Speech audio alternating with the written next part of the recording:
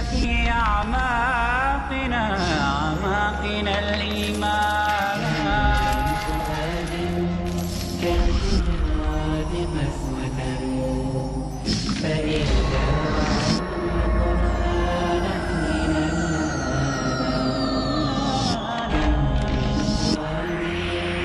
الجهاد فإذا القرآن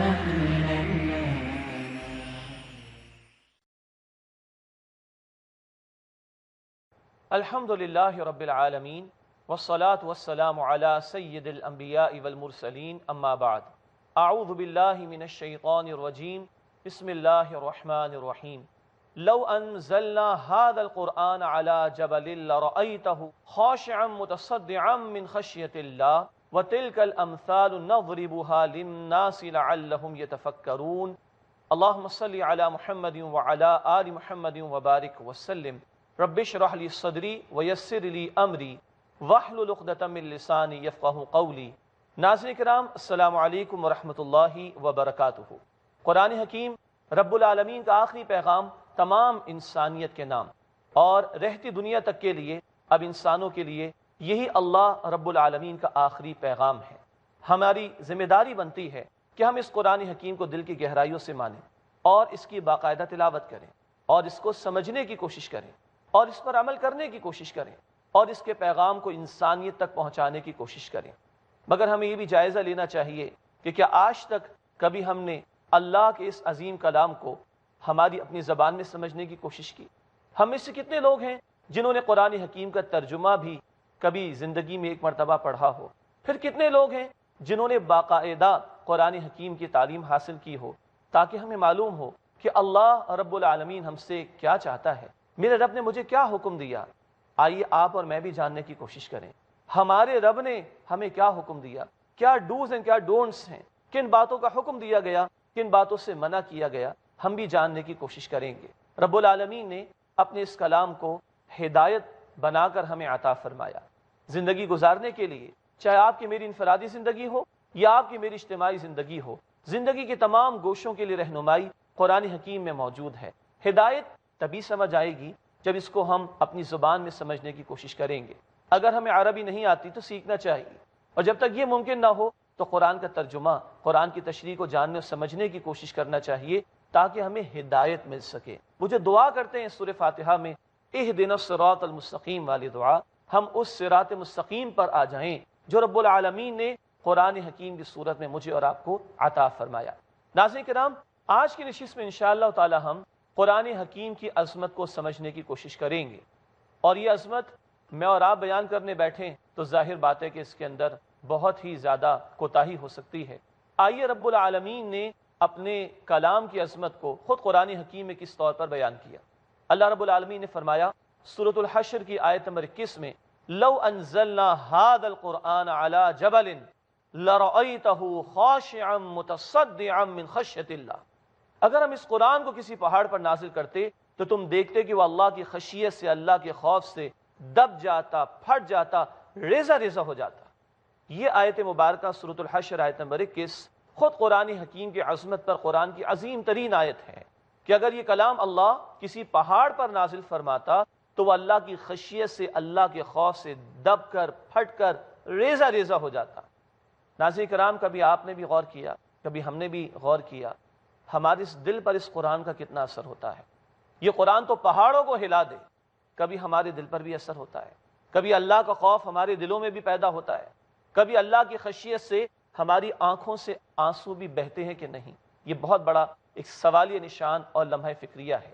بہرحال یہ قرآن کی عظمت کا بیان اللہ کے کلام کے الفاظ میں کہ اگر یہ کسی پہاڑ پر نازل کیا گیا ہوتا تو تم دیکھتے کہ وہ اللہ کی خشیت سے دب جاتا، پھٹ جاتا اور ریزہ ریزہ ہو جاتا۔ اسی طرح قرآن حکیم میں اللہ سبحانہ وتعالیٰ فرماتے ہیں سورہ یونس آیت نمبر 58 میں، فرمایا قل بفضل اللہ وبرحمتہ، اے نبی صلی اللہ علیہ وسلم فرما دیجئے یہ قرآن اللہ کے فضل سے ملا ہے، وبرحمتہ، اور اللہ کی رحمت سے ملا ہے۔ یہ کوئی معمولی شے نہیں، اللہ نے اپنی رحمت کے مظہر کے طور پر قرآن عطا فرمایا، اور اللہ نے اپنے فضل کی علامت قرار دی اس قرآن کے نزول کو۔ فرمایا فَبِذَلِكَ فَلْيَفْرَحُوا، انہیں چاہیے اس قرآن پر خوشیاں منائیں۔ اگر اپنے آپ کو فارچونیٹ سمجھنا ہے، اگر اپنے آپ کو خوش نصیب سمجھنا ہے، اگر اپنے آپ کو سعادت مند سمجھنا ہے تو اس قرآن کے ملنے پر اپنے آپ کو خوش نصیب سمجھنا۔ آگے فرمایا ہوا خیر مما یجمعون، دنیا میں لوگ جو کچھ بھی جمع کر رہے ہیں، دولت بھی ہے، جائیدادیں بھی ہیں، سب کچھ ہے، دنیا میں لوگ جو کچھ بھی جمع کر رہے ہیں، سب سے بڑھ کر جو شے جمع کیے جانے کے قابل ہے وہ اللہ کی کتاب قرآن حکیم ہے۔ اللہ تعالیٰ مجھے اور آپ کو اس کا یقین عطا فرمائے کہ سب سے بڑی دولت یہ قرآن کی دولت ہے، اللہ کے کلام کے الفاظ کے مطابق۔ اگر دنیا کا باقی کچھ نہ ملا اور قرآن میں سے کچھ مل گیا تو بہت کچھ ہمیں مل گیا، اور باقی دنیا میں سے بہت کچھ مل گیا اور قرآن میں سے ہمیں کچھ نہ ملا تو یقیناً کچھ بھی ہمیں نہیں مل سکا۔ اللہ تعالیٰ اپنے کلام کی عظمت کو سورۃ الرحمن میں ابتدائی 4 آیات میں بیان فرماتے ہیں۔ اللہ تعالیٰ نے فرمایا الرحمن علم القرآن، اللہ جو کہ رحمان ہے اس نے قرآن سکھایا، خلق الانسان، انسان کو پیدا فرمایا، علمہ البیان، اور اس کو بیان بولنے کی صلاحیت عطا فرمائی۔ یہ 4 آیات بہت مختصر سی ہیں، مگر ان 4 آیات میں اللہ تعالیٰ نے کلائمیکس کی، ٹاپ کی 4 باتوں کو بیان کیا۔ الرحمن اللہ کا بڑا پیارا صفاتی نام ہے جس میں اللہ کی رحمت کا وہ مفہوم ہے گویا کہ جیسے ٹھانٹے مارتے ہوئے سمندر کا جوش، تو اللہ کی رحمت کا جوش لفظ رحمان میں موجود۔ فرمایا آگے علم القرآن، اللہ نے قرآن سکھایا، اللہ نے سب کچھ سکھایا۔ آج ہم فزکس کو جانتے، کیمسٹری کو جانتے ہیں، یہ سارا علم اللہ ہی نے ہمیں عطا فرمایا ہے، مگر اللہ تعالیٰ نے فرمایا علم القرآن، سارے علوم میں، ساری نالج میں جو ٹاپ کا علم ہے، جو ٹاپ کی نالج ہے وہ قرآن کا علم ہے۔ سارے علوم اس کے تابع رہیں تب وہ ہمارے لیے مفید ہوں گے، ادروائز نہیں۔ فرمایا خلق الانسان، اللہ نے انسان کو پیدا فرمایا، اللہ نے جنات بھی پیدا کیے، اللہ نے فرشتوں کو بھی بنایا ہے، اللہ نے ساری کائنات کو پیدا کیا، مگر اللہ کی اس کریشن کا، اللہ کی اس تخلیق کا کلائمیکس وہ انسان ہے جسے اللہ نے خلیفہ نمائندہ بنا کر زمین پر بھیجا۔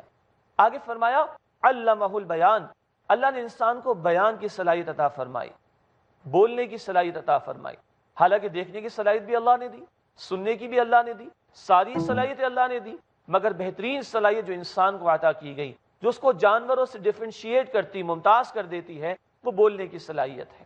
تو آپ غور کیجئے، اللہ کی ٹاپ کی صفت رحمان، اللہ نے جو علوم انسان کو عطا فرمائے، ٹاپ کا علم قرآن، اور اللہ نے جو بہترین صلاحیت انسانوں کو عطا فرمائی ان میں سب سے بہترین صلاحیت قوت بیان کی ہے۔ گویا وہ اللہ جس نے اپنی رحمت کے مظہر اور علامت کے طور پر بہترین مخلوق یعنی انسان کو بہترین علم یعنی قرآن عطا فرمایا، اس مخلوق کو چاہیے کہ اپنی صلاحیتوں کو، اپنی ایفرٹس کو اللہ رب العالمین کے کلام کو سیکھنے اور سکھانے میں استعمال کرے۔ جیسے کہ نبی اکرم صلی اللہ علیہ وسلم نے فرمایا بخاری شریف کی حدیث میں، خیرکم من تعلم القرآن وعلمہ، تم میں سے بہترین لوگ وہ ہیں جو قرآن سیکھیں اور قرآن سکھائیں۔ ناظرین کرام، بات کو آگے بڑھاتے ہیں۔ اللہ رب العالمین نے سورہ آل عمران آیت نمبر 102 میں یہ ارشاد فرمایا کہ اے ایمان والو اللہ کا تقوی اختیار کرو۔ ہر بندہ مومن سے مطالبہ ہے کہ وہ اللہ کا تقوی اختیار کرے۔ اور سورہ آل عمران آیت نمبر 103 میں اہل ایمان کو اللہ تعالیٰ نے ایک لا عمل عطا فرما دیا قرآن کے ذریعے سے۔ سورہ آل عمران آیت نمبر 103 میں اللہ سبحانہ وتعالیٰ نے فرمایا وَاعْتَصِمُوا بِحَبْلِ اللَّهِ جَمِيعًا وَلَا تَفَرَّقُوا، تم سب مل کر اللہ کی رسی کو مضبوطی سے تھامو۔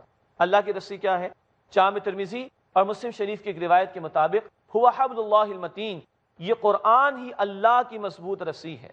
تو سورہ آل عمران آیت نمبر 103 میں اللہ تعالیٰ فرما رہے ہیں وَاعْتَصِمُوا بِحَبْلِ اللَّهِ جَمِيعًا وَلَا تَفَرَّقُوا، تم سب مل کر اللہ کی رسی یعنی قرآن کو مضبوطی سے تھامو اور تفرقے میں مبتلا نہ ہو جاؤ۔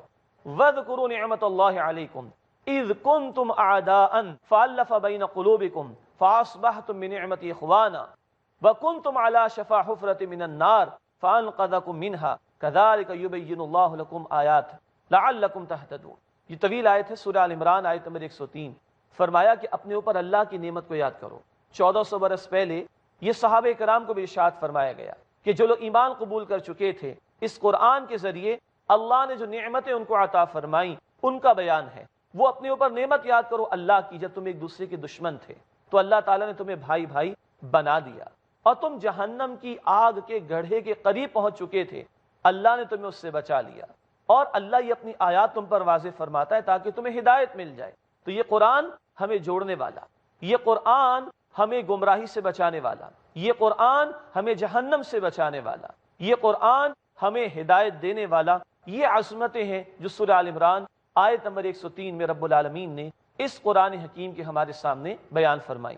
اسی طرح اللہ رب العالمین نے یہ بات بھی ارشاد فرمائی سورۃ الانفال آیت نمبر 2 میں، قرآن کی ایک اور عظمت، اس کا ایک اور پہلو فرمایا سورہ انفال آیت نمبر 2 میں، اذا تلیت علیہم آیاتہ زادتہم ایمانا، جب جب ان کے سامنے اللہ کی آیات کی تلاوت کی جاتی ہے تو ان کے ایمان میں اضافہ ہو جاتا ہے۔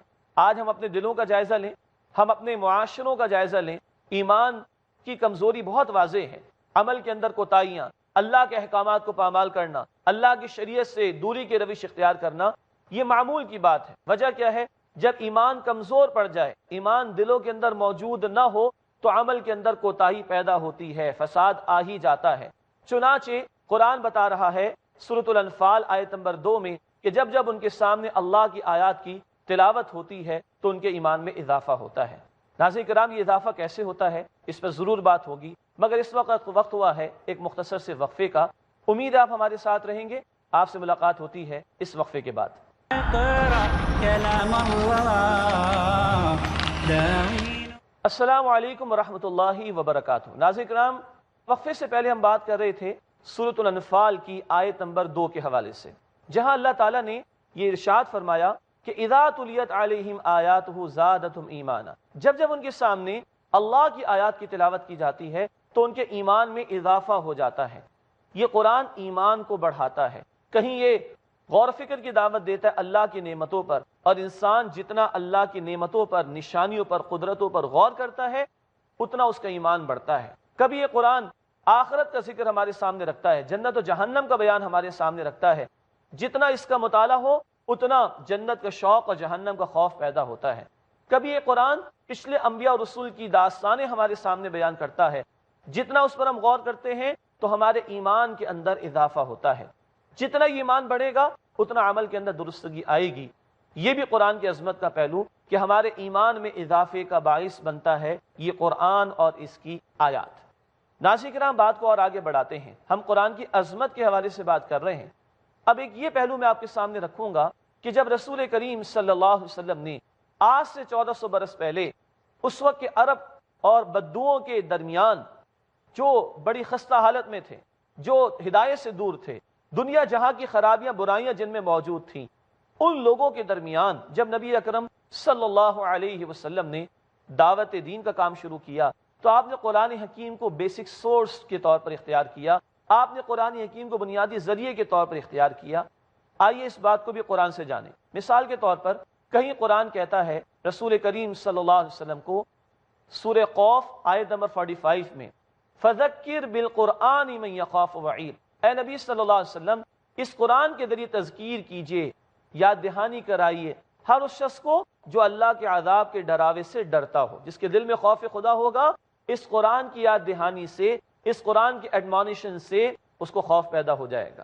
ہم بھی جائزہ لیں، ہم بھی قرآن سیکھنے کی کوشش کر رہے ہیں، ہمارے دلوں کے اندر کتنی طلب و تڑپ ہے اس کا ہمیں جائزہ لینا چاہیے۔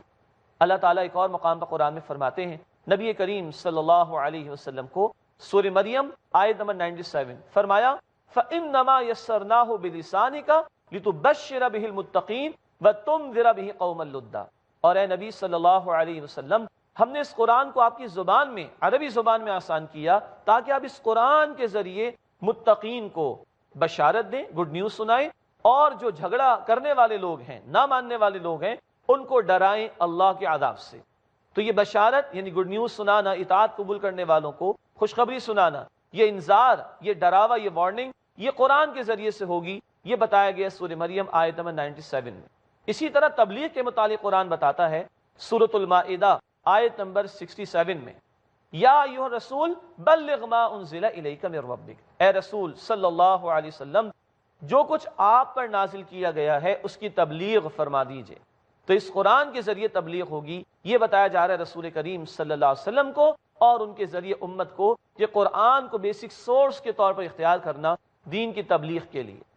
اسی طرح اللہ سبحانہ و تعالیٰ نے سورۃ الفرقان آیت نمبر 52 میں ارشاد فرمایا وَجَاهِدْهُمْ بِهِ جِهَادًا كَبِيرًا، اور اے نبی صلی اللہ علیہ وسلم ان لوگوں سے جہاد کیجئے، بڑا جہاد اس قرآن کے ذریعے سے۔ ناظرین کرام نوٹ فرمائیے گا کہ سورۃ الفرقان مکی صورت ہے۔ مکی صورت کا مطلب یہ ہوتا ہے کہ جب نبی کریم صلی اللہ تعالی علیہ وسلم مکہ مکرمہ میں تھے، اس دوران جو صورت نازل ہوئی ان کو مکی صورت کہا جاتا ہے، اور جب آپ صلی اللہ علیہ وسلم ہجرت فرما کر مدینہ طیبہ تشریف لے گئے، اس کے بعد جو صورت نازل ہوئی ان کو ہم مدنی صورتیں کہتے ہیں۔ بہرحال سورۃ الفرقان کی آیت نمبر 52 میں ارشاد فرمایا کہ اے نبی صلی اللہ علیہ وسلم ان سے جہاد کیجئے، اس قرآن کے ذریعے بڑا جہاد۔ مکی زندگی میں یعنی نبی کریم صلی اللہ علیہ وسلم ہجرت سے پہلے مکہ مکرمہ میں تھے، کوئی قتال، کوئی جنگ نہیں ہوئی، لیکن یہاں پہ جہاد کیا ہے؟ یہ اسٹرگل ہے، جد و جہد ہے، عقائد کی درستگی، نظریات کی درستگی، افکار کی درستگی، اخلاق کی درستگی، اعمال کی درستگی اور اعتراضات کا جواب دینا، یہ جو ساری جد و جہد مکی زندگی میں بھی جاری تھی، اور قرآن نازل ہو رہا ہے تو بتایا جا رہا ہے کہ اس قرآن کے ذریعے یہ سارا جہاد کیجئے اے رسول صلی اللہ علیہ وسلم۔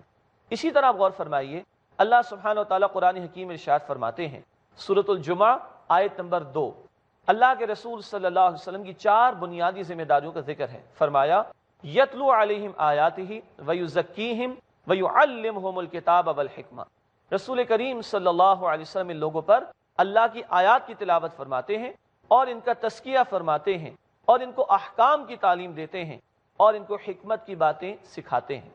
یہ باتیں 4 مرتبہ ہی قرآن نے بیان کی ہیں، سورہ البقرہ آیت نمبر 129 میں، پھر سورۃ البقرہ آیت نمبر 151 میں، پھر سورہ آل عمران آیت نمبر 164 میں، اور پھر سورہ جمعہ آیت نمبر 2 میں۔ یہ 4 باتیں نبی کریم صلی اللہ علیہ وسلم کے متعلق بیان ہوئیں کہ آپ قرآن کی تلاوت کر کے لوگوں کو سناتے ہیں، آپ قرآن کے ذریعے لوگوں کا تزکیہ فرماتے ہیں۔